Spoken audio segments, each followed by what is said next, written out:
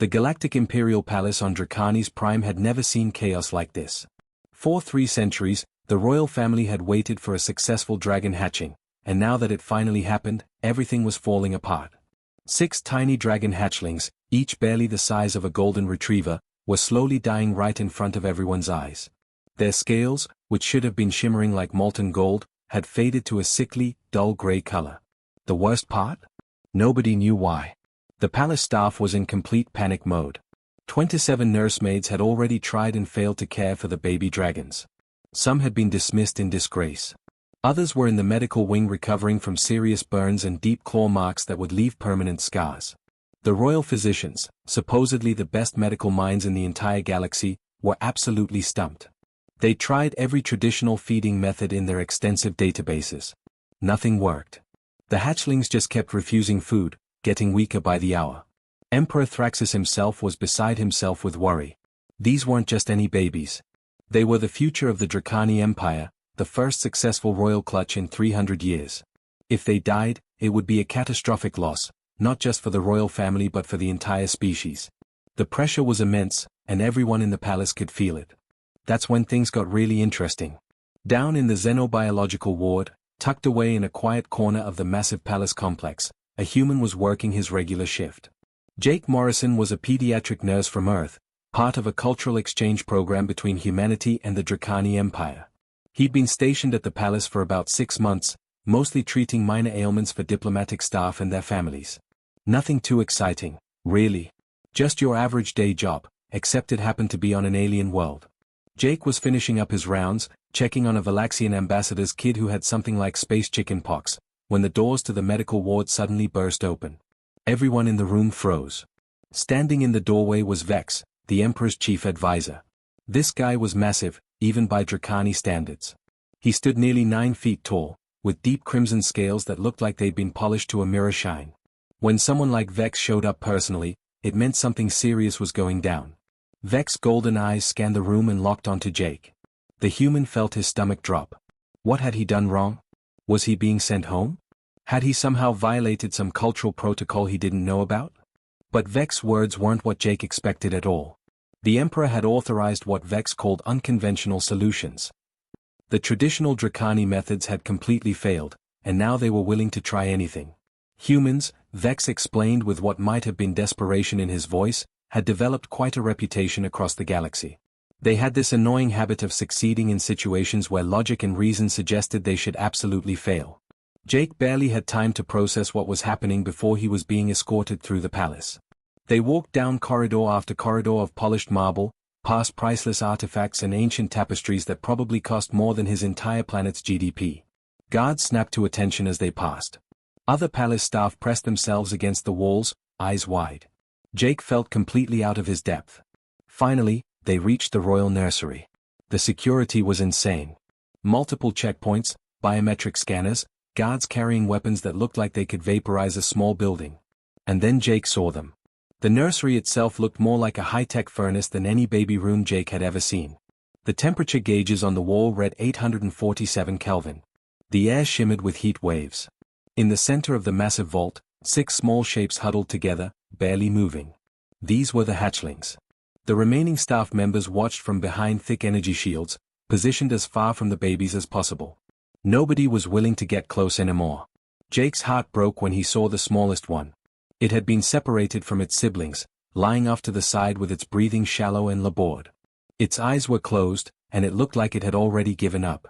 Vex's voice cut through Jake's thoughts like a knife. You have 1 solar cycle, human. 26 hours by your measurements. Make them eat, or they will die. There was no threat in his voice, just cold, hard reality. The clock was ticking, and 6 innocent lives hung in the balance. Jake took a deep breath, looking at those 6 dying babies, and made a decision that would change everything. Jake stood there for a long moment, just observing. The Dracani physicians were hovering around their monitors and data tablets, frantically checking numbers and running simulations. They'd turned this nursery into something that looked like a cross between a maximum security laboratory and an industrial furnace. Everything was sterile, controlled, measured down to the last decimal point. The temperature was precisely calibrated. The automated feeding systems were state-of-the-art technology that probably cost more than a small starship. Nutrient paste was being dispensed at exact intervals through mechanical arms. And yet, despite all this incredible technology and centuries of accumulated knowledge, 6 baby dragons were dying. Jake walked slowly around the observation area, studying the setup from every angle. The physicians were explaining their protocols, showing him charts and graphs, talking about metabolic rates and nutritional requirements. But Jake wasn't really listening to them anymore. He was watching the babies themselves. That's when it hit him. These Dracani experts were treating the hatchlings like they were complicated machines that needed the right fuel mixture. They'd forgotten something fundamental, something that Jake had learned in his very first week of nursing school back on Earth. Babies aren't just biological systems that need calories and nutrients. They're living, feeling creatures that need connection. Jake thought about the case files he'd been shown earlier. In the wild, dragon hatchlings would never be alone like this. They'd be constantly surrounded by their clan. Parent dragons would regurgitate partially digested food directly to their young. The Dracani scientists had focused on the nutritional aspect of that behavior, but they'd completely missed the point. It wasn't just about the food. It was about the bonding, the physical closeness, the constant presence of a caregiver. One of the senior physicians was droning on about enzyme compositions when Jake interrupted. "They're lonely," he said simply. The room went dead silent. Every Dracani in the observation area turned to stare at him like he'd just suggested the planets were flat. "Lonely?" Vex repeated, his voice carrying a note of disbelief. "These are dragon hatchlings, not emotional creatures requiring companionship. They need proper nutrition and environmental conditions." Jake shook his head. "With all due respect, they're babies. And every baby I've ever worked with, human or otherwise, needs more than just food and warmth. They need to feel safe. They need contact. They need to know someone cares about them." The head physician actually laughed, though it sounded more nervous than amused. "That's absurd. We've followed every protocol established over millennia of dragon husbandry." "And how's that working out?" Jake asked, gesturing toward the dying hatchlings. Before anyone could argue further, Jake made a decision that would either save his career or end it spectacularly. He walked over to the environmental suit station and started stripping off the outer layers. The Dracani erupted in protests. The temperature in that vault was hot enough to seriously injure a human. The hatchlings, even weakened, could still breathe fire or slash with their claws. It was dangerous and violated about 17 different safety protocols. Jake kept only the thin thermal protection layer and headed for the nursery entrance. "You gave me 26 hours, he called back over his shoulder. "Let me try it my way." The door hissed open, and Jake stepped into what felt like walking into an oven. The heat pressed against him immediately, making it hard to breathe. Sweat started pouring down his face within seconds. But he kept his movements slow and steady, not wanting to startle the hatchlings. The 6 babies reacted immediately. Their heads snapped up, eyes widening. A couple of them hissed, backing away. The smallest one, still lying separately, didn't even move. Jake's heart clenched seeing it up close. This little guy was in bad shape. Jake did something that probably looked completely insane to everyone watching from behind the safety shields. He sat down right there on the floor, cross-legged, making himself as small and unthreatening as possible. Then he started humming. It was just a simple tune, something his mom used to sing to him when he was a kid and couldn't sleep. Nothing fancy, just a gentle, repetitive melody. Jake had learned over years of working with sick children that sometimes the sound of a human voice, calm and steady, could do more than any medicine. At first, nothing happened. The hatchlings just stared at him like he was the weirdest thing they'd ever seen. Which, to be fair, he probably was. But Jake kept humming, kept sitting there peacefully, letting them get used to his presence. Then something amazing happened. The smallest hatchling, the one Jake had been most worried about, lifted its head slightly. Its nostrils flared, and Jake could see its pupils dilating. It was responding to the sound. Jake had seen this before with human babies. They responded to rhythmic sounds because it reminded them of their mother's heartbeat in the womb. Could dragon biology work the same way? Jake slowly extended his hand, palm down, not reaching toward the hatchling but just offering. Letting the baby investigate on its own terms. He kept humming, kept his body language relaxed and non-threatening. Minutes passed. The observation room was so quiet you could hear a pin drop. Every Dracani was pressed against the viewing glass, watching in stunned silence. The smallest hatchling dragged itself forward, inch by painful inch. When it got close enough, its tiny forked tongue flicked out, tasting the air around Jake's hand. Then, moving with heartbreaking trust, it crawled right into Jake's lap and curled up. Jake felt the little body trembling against him and gently, carefully, placed his hand on its back. The scales were warm, way warmer than anything on Earth, but not burning. He could feel the rapid heartbeat, the shallow breathing. And then, to everyone's absolute shock, the hatchling made a sound. It was a soft, rumbling purr. From behind the glass, Jake heard one of the physicians say in astonishment, "That's impossible. Young dragons don't purr." Jake looked up at the observation window and smiled. Well, this one does. The other 5 hatchlings had stopped retreating. They were watching now, eyes fixed on their sibling who was being touched by this strange creature. One of them took a tentative step forward, then another. They were curious. More importantly, they were interested. For the first time since they'd hatched, the baby dragons showed signs of wanting something. And what they wanted wasn't nutrient paste from a machine. They wanted what that smallest one had found. They wanted connection. They wanted comfort. They wanted someone to care. Jake settled in, still humming softly, and waited to see what would happen next. Within 3 hours, Jake had done what 27 professional Dracani nursemaids couldn't do in 3 weeks. All 6 hatchlings were clustered around him, climbing over his legs, nuzzling against his chest, fighting for position in his lap. The smallest one, whom Jake had started calling Spike in his head, refused to leave his side. Every time Jake shifted position, Spike would make this pitiful little chirping sound until Jake's hand was back on his scales. The observation room was in an uproar. Half the physicians were arguing that this was a temporary fluke, that the hatchlings would regress as soon as the novelty wore off. The other half were frantically taking notes, trying to understand what was happening. Vex stood silently, his massive arms crossed, watching with an expression that was impossible to read. Jake looked up at them through the viewing glass and made his announcement. "I'm moving a cot in here. I'm staying with them." The head physician nearly dropped his data tablet. "Absolutely not. The environmental conditions alone make extended human exposure dangerous. You'll suffer heat exhaustion, dehydration, possible organ damage from prolonged exposure to these temperatures." "Then get me water and some cooling packs," Jake said simply. "But I'm not leaving them alone. That's exactly the problem. They've been alone this whole time, and it's killing them." "This violates every established protocol," another physician protested. "The royal nursery must maintain sterile conditions. Human presence introduces countless variables and potential contaminants." Jake looked down at the 6 baby dragons who were finally, for the first time since hatching, looking alive. Their eyes were brighter. Their scales were already starting to show hints of their natural golden shimmer. Spike was making that purring sound again, and now 2 of his siblings were copying him. "Your sterile protocols were watching them die," Jake said quietly. "I'm keeping them alive. You decide which matters more." The argument continued for another 20 minutes, but Jake had already made up his mind. He wasn't moving.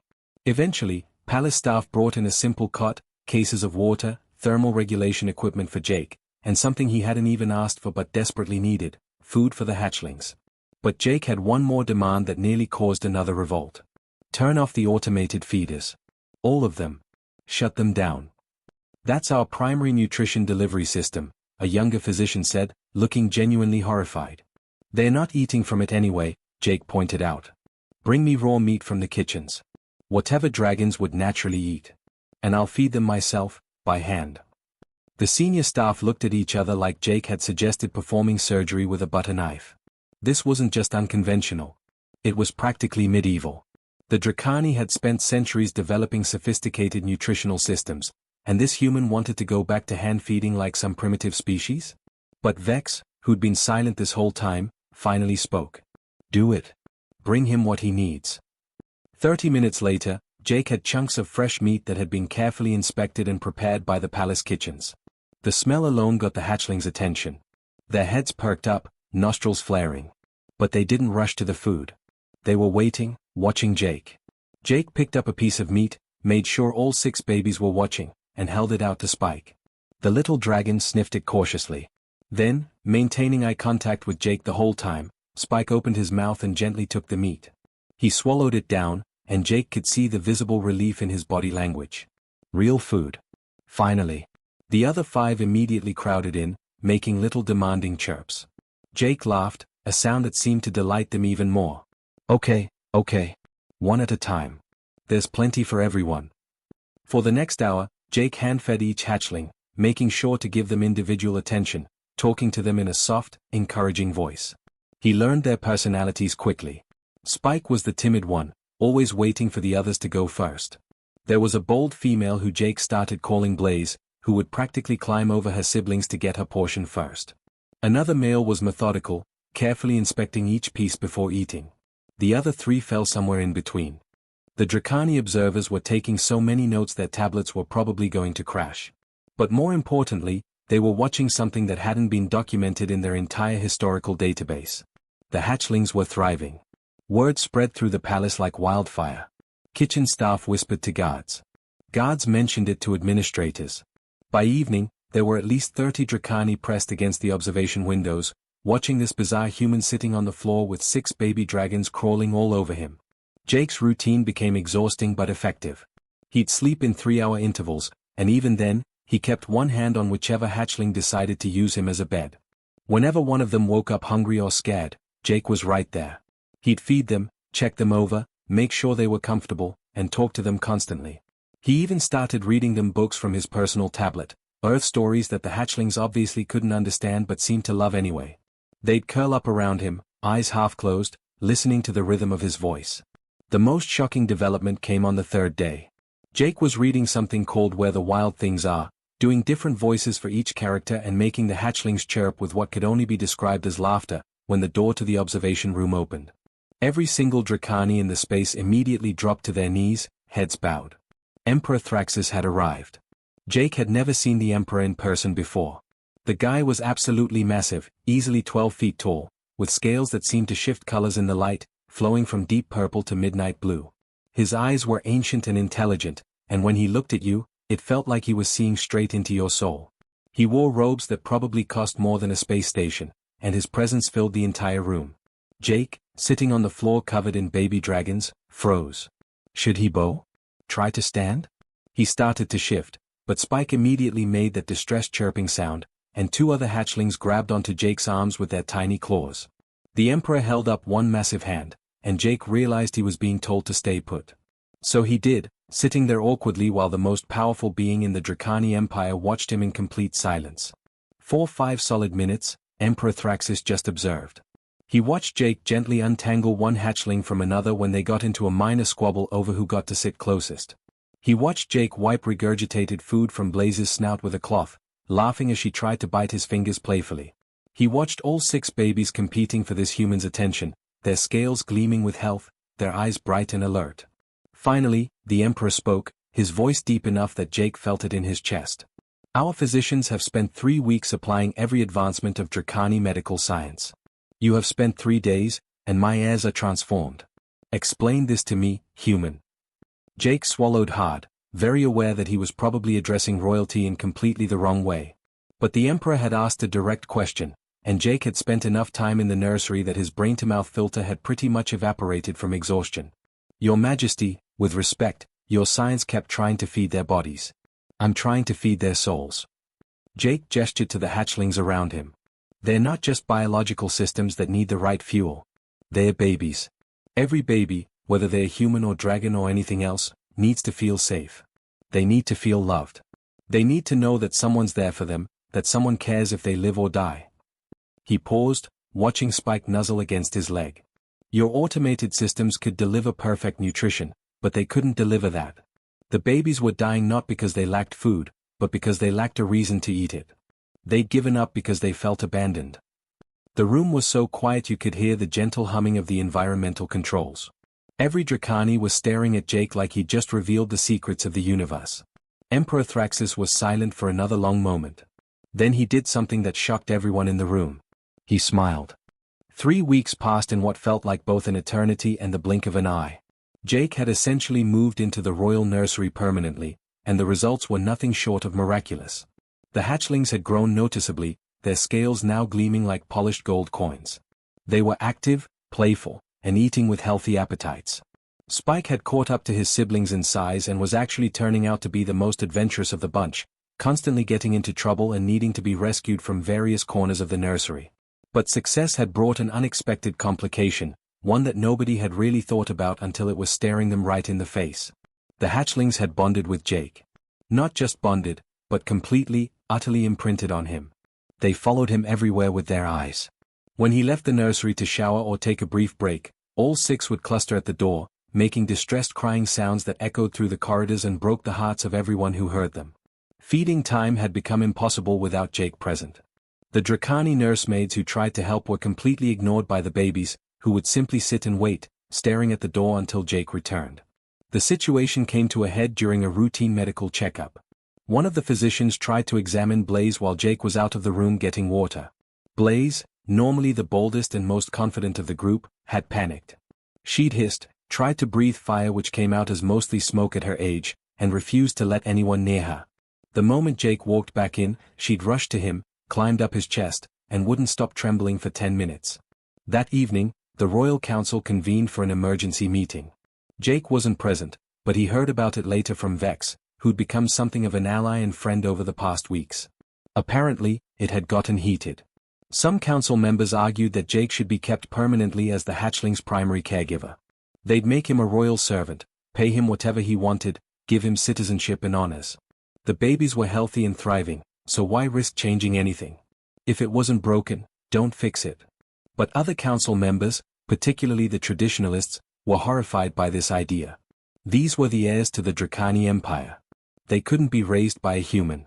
What would this mean for their cultural identity? Their connection to their species' heritage? The line of succession? Some pointed out that in 20 years, when it was time for one of them to potentially take the throne, would they even identify as Dracani? Or would they see themselves as something else, something influenced too heavily by human culture? One particularly vocal council member had apparently suggested something that made Jake's blood run cold when he heard about it. Memory wiping. Both for Jake and the hatchlings. They could use advanced technology to erase the bond, reset everything, start fresh with proper Dracani nursemaids. Vex had shut that down immediately, pointing out that messing with the minds of the royal heirs was not only dangerous but potentially illegal under galactic law. But the fact that it had even been suggested showed how desperate some of them were. Emperor Thraxus had listened to hours of debate before finally calling for silence. Then he'd done something unusual. He'd asked to speak with Jake directly, privately, to get the human's perspective on the situation.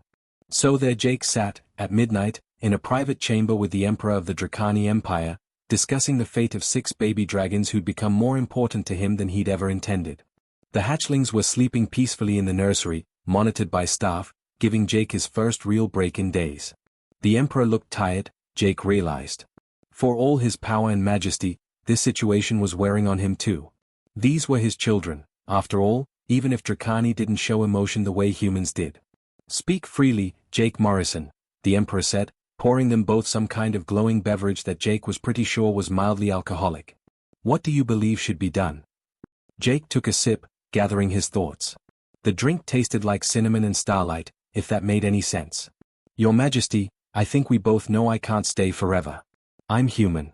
I have a life back on Earth, a career, family. And even if I wanted to stay, it wouldn't be healthy for the hatchlings in the long run. They need to grow up as dragons, not as some weird human-dragon hybrid culture. The Emperor nodded slowly. Yet they will not accept anyone else. Not right now, Jake agreed. But they can learn to. We just need to do it gradually, carefully. Like weaning a baby off milk onto solid food. You don't just make the switch overnight. He leaned forward, warming to his subject. Here's what I'm thinking. We start training your nursemaids, the Dracani staff, in the methods that have been working. Not just the technical stuff, the actual emotional approach. How to read the hatchlings' moods, how to comfort them when they're upset, how to make them feel safe and loved. I can demonstrate, teach them hands-on. Our people are not accustomed to such displays of emotion, the Emperor said carefully. We value strength, discipline, composure.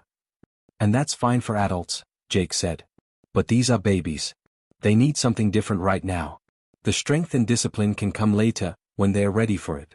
Right now, they just need to know they're not alone. The Emperor was quiet for a long moment, staring into his drink. You would teach our nursemaids to be more like humans. Jake shook his head. No, Your Majesty. I'd teach them to be more like parents. Every species has that capacity. Humans just maybe kept hold of it a bit more stubbornly than some others. Your people had it too, once. You just forgot how to access it under all those layers of protocol and tradition. Over the next week, Jake began the most challenging teaching job of his life. He gathered 5 of the most experienced Dracani nursemaids, including an older female named Syrinx who'd raised her own children generations ago and seemed less uncomfortable with the emotional aspects than the others. The training sessions were awkward at first, painfully so. Jake would demonstrate how he interacted with the hatchlings, the constant gentle touches, the soothing voice, the way he'd read their body language and respond appropriately. Then he'd have the nursemaids try while he supervised. They were terrible at it initially. One male nursemaid held Spike like he was a piece of fragile equipment that might explode. Another spoke in a monotone voice while trying to comfort a crying Blaze, reading from a script Jake had written like she was delivering a weather report. It would have been funny if it wasn't so critical. But Syrinx was different. She watched Jake carefully, and when it was her turn, something clicked. She picked up one of the smaller hatchlings with genuine tenderness, cradling him against her chest. She started humming, not a human tune but something from her own culture, a lullaby she'd sung to her own children long ago. The hatchling, surprised at first, gradually relaxed. Jake felt hope for the first time in days. They worked on the transition slowly, painfully slowly. Jake would stay in the room while Syrinx and the other nursemaids took over more and more of the care duties. Feeding time, playtime, bedtime routines. The hatchlings resisted at first, always looking to Jake, always wanting him to be the one doing things. But with Jake's constant reassurance, his presence as a safety net, they gradually began accepting care from others. Spike was the hardest to convince. The little dragon who'd been nearly dead when Jake first arrived had formed the strongest bond. There were days when Spike would refuse to eat unless Jake was the one holding the food. Days when he'd cry himself to exhaustion if Jake was out of sight for more than an hour. Those days nearly broke Jake's heart. He'd lie awake at night, questioning whether he was doing the right thing, whether this transition was too painful for them. But he also knew that staying forever wasn't an option. The kindest thing he could do was teach them that other people could be trusted too, that love and care could come from multiple sources. 6 weeks after the transition process began, something remarkable happened. Spike got scared during a thunderstorm that rumbled across Dracani's prime, and instead of immediately running to Jake, he ran to Syrinx.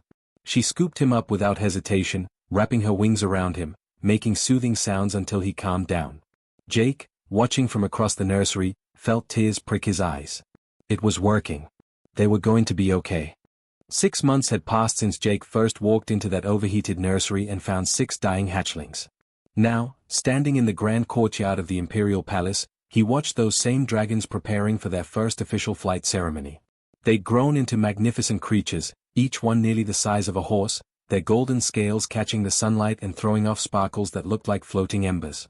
The courtyard was packed with Dracani nobility, diplomats from a dozen different species, and media crews from across the galaxy. This was a major event, the first healthy royal dragon clutch in 3 centuries making their debut. The crowd buzzed with excitement and anticipation. Jake stood off to the side, deliberately keeping a low profile. This was the hatchling's day, not his. He was wearing the formal clothes that Vex had insisted he needed for the ceremony, and he felt ridiculously out of place among all this grandeur. But he wouldn't have missed this for anything in the universe. Syrinx stood with the other nursemaids near the dragons, ready to assist if needed but staying back to let the youngsters have their moment. She caught Jake's eye across the courtyard and gave him a small nod of acknowledgement.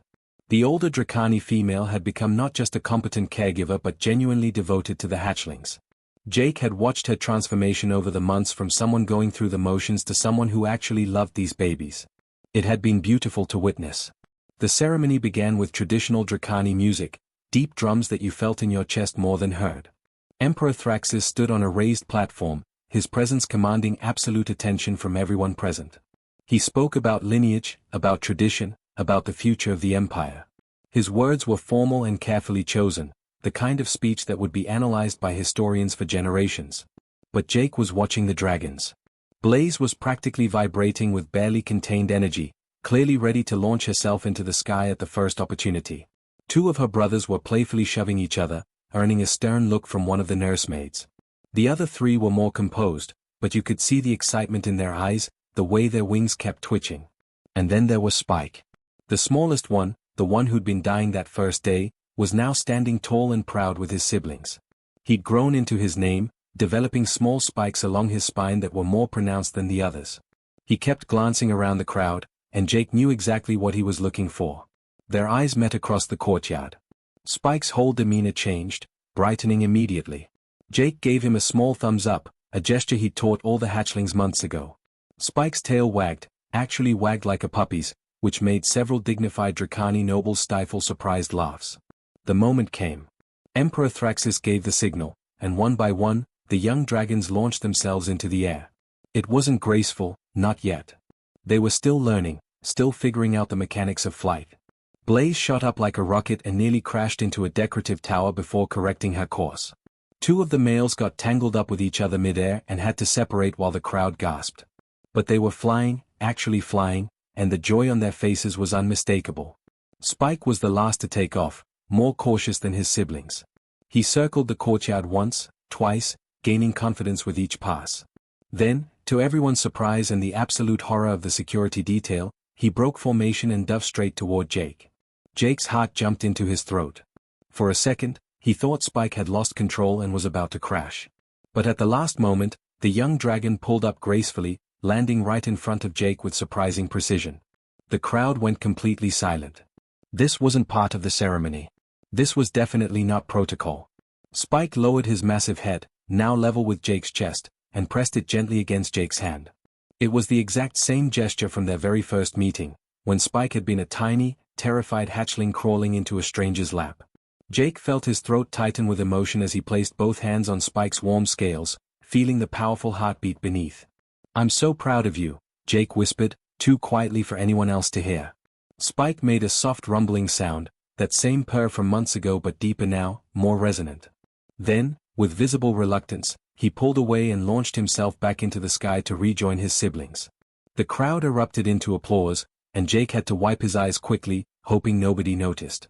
After the ceremony, Jake was summoned to the throne room.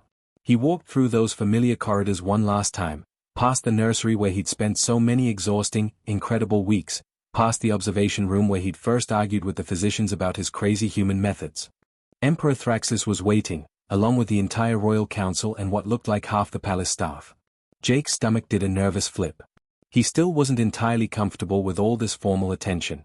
The Emperor spoke, his voice carrying to every corner of the massive hall. "Jake Morrison of Earth, you came to our world as a simple exchange nurse. You saved the future of our empire when our greatest minds had failed.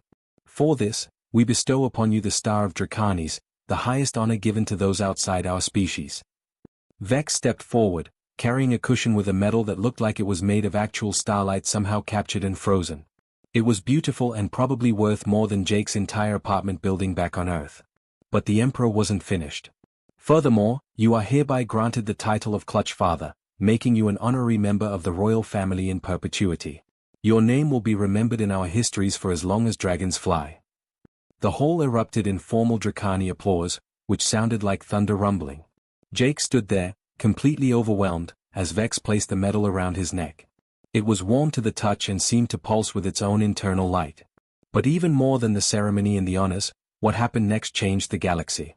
Jake's methods didn't stay secret. They couldn't, not with something this successful. Within weeks, xenobiologists from dozens of species were requesting information about his approach. Medical facilities across the empire wanted to understand how a simple human nurse had succeeded where advanced technology had failed. The requests turned into official studies. Those studies became training programs. And those training programs sparked what would later be called the Compassion Revolution in interspecies childcare. Jake found himself in demand across the galaxy, not as a nurse but as a teacher. He traveled to medical facilities on 7 different worlds, demonstrating his techniques, explaining the philosophy behind them. The core message was always the same: technology and knowledge are crucial, but they are not enough on their own. Every living being, regardless of species, responds to genuine care and emotional connection. The Dracani, once famous throughout the galaxy for their cold efficiency and rigid protocols, began incorporating what they called the human touch into their culture. It started with childcare but spread to other areas. Hospitals became warmer, more focused on patient comfort alongside treatment. Schools started emphasizing emotional intelligence alongside academic achievement. It was a gradual shift, not a revolution overnight, but it was real and meaningful. Other species noticed and started adopting similar approaches. The Valaxians, the Korthan, even the notoriously logical Zenari began studying Earth's childcare practices and finding ways to adapt them to their own cultures. Human nurses became sought-after specialists throughout the empire, not because humans were physically superior or more intelligent, but because they'd maintained something that many advanced civilizations had lost in their pursuit of progress. Jake eventually returned to Earth, his contract completed and then some. But he left behind a legacy that would outlive him by generations. The first class of what became known as bonding specialists graduated from a new program at the Imperial Medical Academy.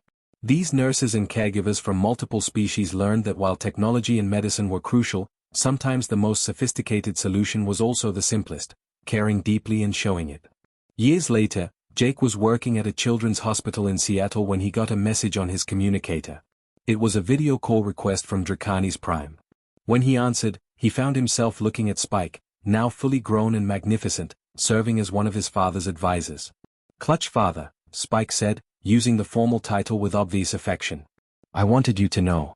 My sister Blaze just had her first clutch. 3 healthy hatchlings. And we're raising them using your methods. The old ways are gone. You changed everything." Jake felt that familiar tightness in his throat. "How are they doing?" "They're perfect," Spike said, and then his massive dragon face did something that made Jake laugh out loud. Spike smiled, an expression that Dracani weren't supposed to make but that all 6 of the hatchlings had learned from their human clutch father. "They purr, just like we did. The physicians still say it's impossible, but they do it anyway." After the call ended, Jake sat in his small office, looking at the star of Dracanis mounted on his wall next to his nursing degree. He thought about 6 dying hatchlings and one desperate night when he decided to just sit on the floor and hum a lullaby. He thought about how the biggest changes sometimes come from the smallest acts of kindness. His colleague knocked on the door, reminding him that his shift was starting. Jake stood up, straightened his scrubs, and headed out to the pediatric ward. He had sick kids to take care of, the same work he'd been doing for years. But now he did it knowing that somewhere across the galaxy, baby dragons were purring in their nurseries, cared for by beings who'd remembered how to love. Humans hadn't conquered the galaxy with superior weapons or faster ships. They'd done it with something far more powerful, the simple, stubborn insistence that every living thing, no matter how different or alien, deserved compassion. And that, Jake thought as he picked up his first chart of the day, was the most human thing of all.